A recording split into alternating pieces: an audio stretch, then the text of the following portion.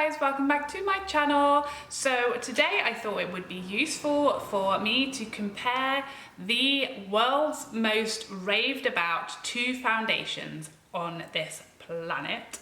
So first we have the Fenty Pro Filt'r foundation from Rihanna, and then we have the YSL All Hours foundation, which I have in the little sample size. So these two foundations are supposed to be very, very similar in their claims. They both claim to be full coverage, this one buildable to full, this one just full.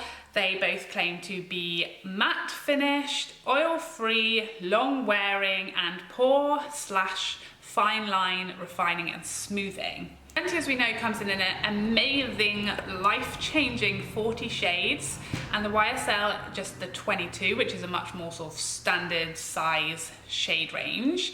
The Fenty is just £26 for 32 mils, which is actually a very good price point, not the price point I was expecting Fenty to be at, which is amazing considering that you get a larger size than your average foundation as well. So this is 32 mils.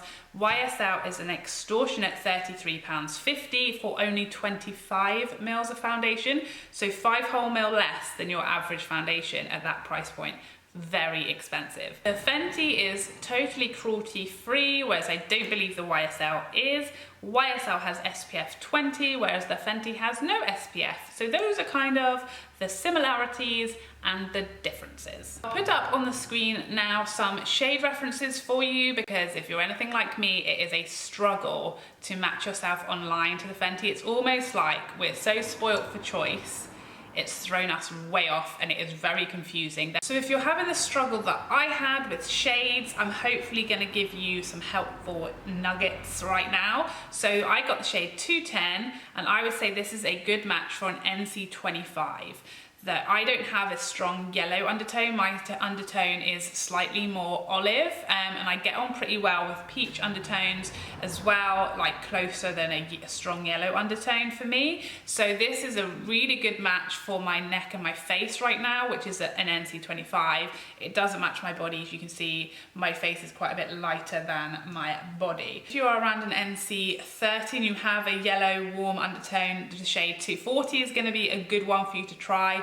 If you are a bit more neutral, try the 230. And if you are more like my body shade, which is like an NC35, and if you are a bit olive, 290 is going to be a really good shade for you.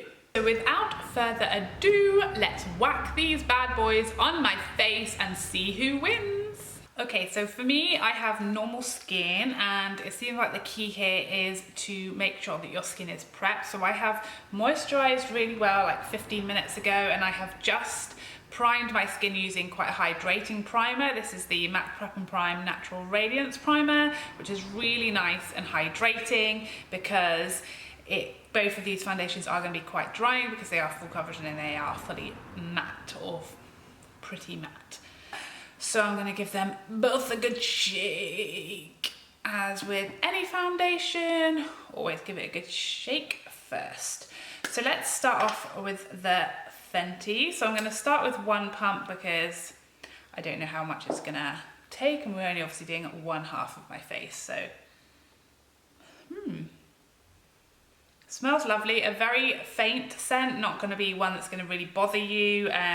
This is a very small pump. Reminds me of like the NARS All Day Luminous, a really small pump, so I'm not sure that's going to go very far, and it's also very watery, so let's see.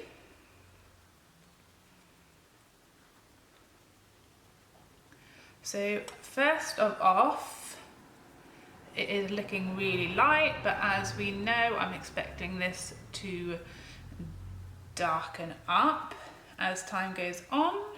I wouldn't suggest that these foundations are oxidizing. To me, I think oxidizing, as I understand it, is a reaction with oxygen in the air once the foundation hits the air, and it generally turns orange when it's oxidizing, and these don't seem to be doing that. They're not turning orange. What they're doing is just drying down darker, so that's what we're seeing. And I did kind of allow for that when I chose my shade online. I kind of went one up from what I thought was going to match me.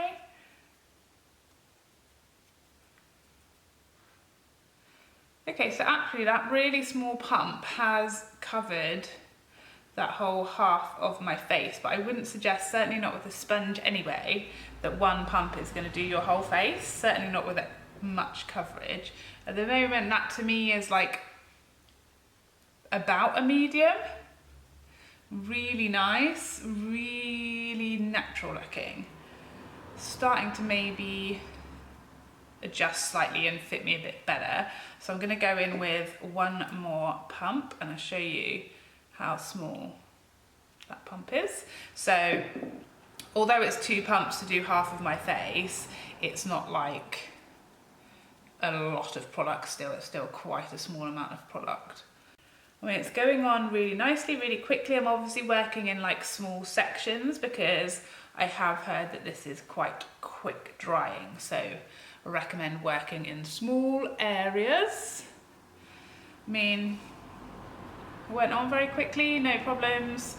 It's given me a really good level of coverage. I'm not really noticing it changing too much color-wise, but I guess we'll give it some time. Now we're gonna go in with the All Hours, and this, because it's coming in a sample, it's one of these perfect ones with a little spatula, so I can just kind of put this where I want. Now, this does have a really odd smell, and it's quite a strong smell.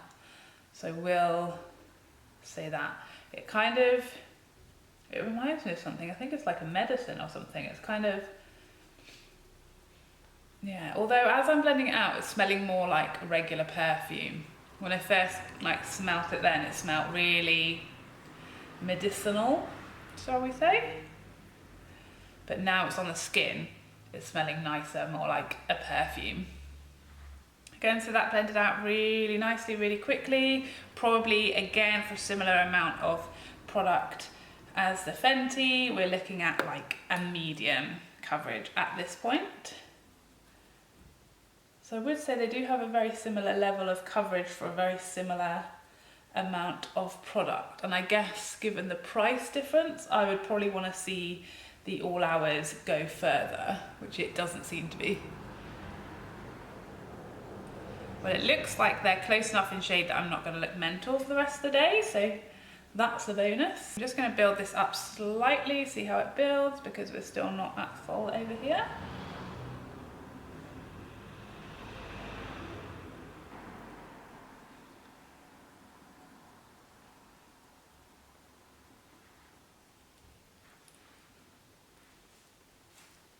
So first impressions, I feel like the Fenty has more coverage. I don't know how you're going to be able to see this on camera, but I can just about make out some of my redness still peeking through on this side. And I can definitely see beauty spots poking through. The center of my forehead where I have some pigmentation, that kind of is basically covered. Redness on this side is fully covered, and I can just about make out my beauty spots, but way less visible than on this side. Definitely say at this stage, we've used a very similar amount of product for each foundation, but I'm getting more coverage on the Fenty side. The shades look almost identical. They're a really good match. So if you know you're a similar shade to me, then both of these shades are very similar to each other. The All Hours side is definitely giving me glow still, but I wonder if that's just because it's still drying down. When I swatched these foundations to show you shade comparisons, I found that the YSL took way longer than all the other foundations to dry down, so I imagine that's what's going on. The Fenty side still has a little bit of a glow to it as well, as you can just see on the skin, still some natural sort of skin texture showing through.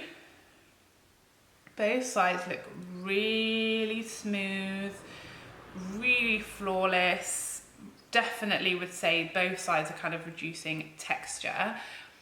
The Fenty side has more so settled into my smile line. That's really in there. And the YSL, not as much. It has settled in there slightly, like every foundation does, but not as badly as this one, but we'll give it a bit more time. Okay, so I'm just going to finish the rest of my makeup and then we will pop back.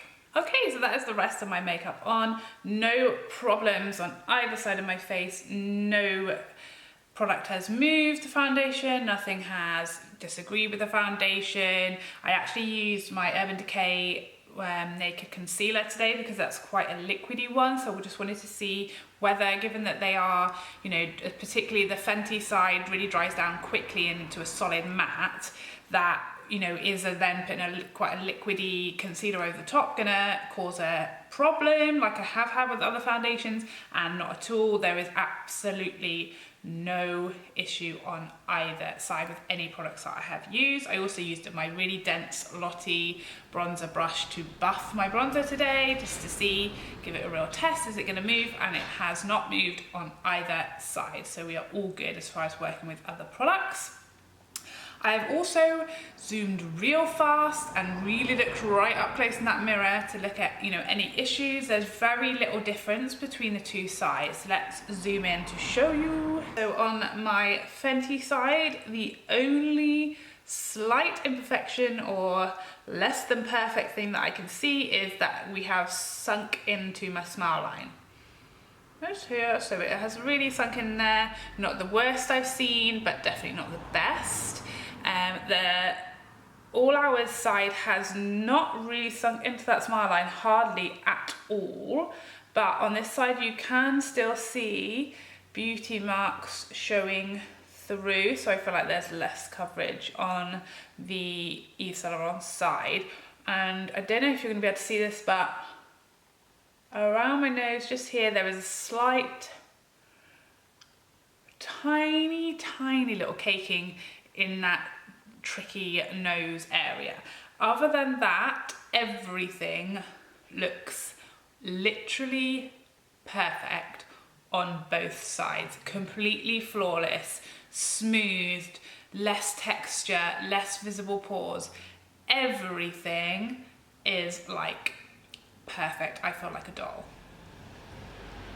I feel like I look like a doll. Look at the lines on my forehead. Well, look at the fact that there are no lines on my forehead. That is not normal, guys. My chin area, which is generally really quite textured, looks really improved, really much smoother. Both sides so smoothing, both sides doing exactly what they say on the tin. So I took a quick flash photo before I put any other makeup on my face. Disappointingly, the Fenty side does have a fairly obvious white cast. I feel like the Yves Saint Laurent also has a white cast, but to me, it doesn't look as intense as the Fenty side. But it happens. Neither is the worst side I've ever seen, and probably a bit of that white cast is like looking more dramatic because the foundation is too light for me. So both these foundations claim to be really long wearing, so I'm going to give them a good 8 to 9 hours as I go about my day, and then I'll come back to tell you my final thoughts. Bye bye for now. Hi guys, welcome back. So it is now approaching 8 p.m, which means that these foundations have now been on my skin for nearly 9 hours now. So yeah, I have kind of just been checking in the mirror or walking past windows whenever I've kind of had an opportunity to check out foundations throughout the day, and they have both just looked so beautiful. Like, I've really noticed how good my skin looks. I will say that if anything, the YSL side feels slightly heavier than the Fenty side. So I think the Fenty side is more lighter weight on the skin.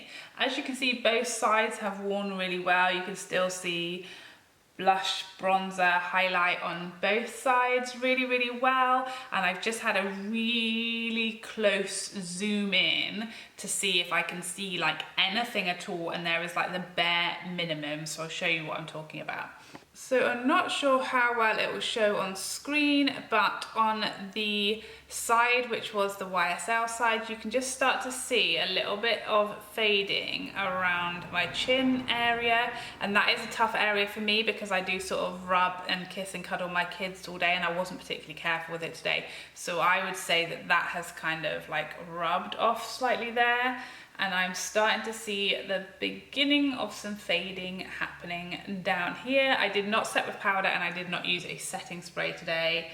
whereas the Fenty side literally to me looks exactly as it did when I put it on. There's the tiniest bit of fading just here on my nose area. And again, the same thing on the YSL side. There is nothing at all happening on my forehead. There is no oil, which you would expect because I don't have oily skin.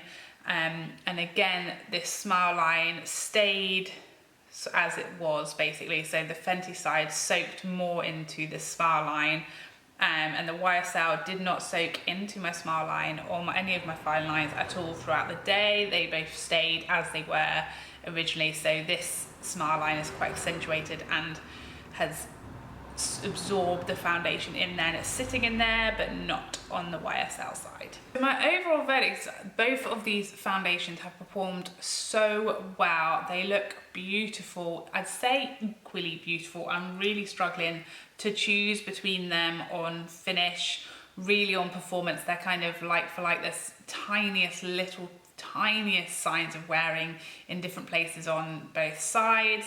The only thing really that I can separate them on is the price, which is massive. So for me, the Fenty wins because you get more product for a lot less money. And so when I'm struggling to sort of say one is better than the other, then that one has that price point going for it.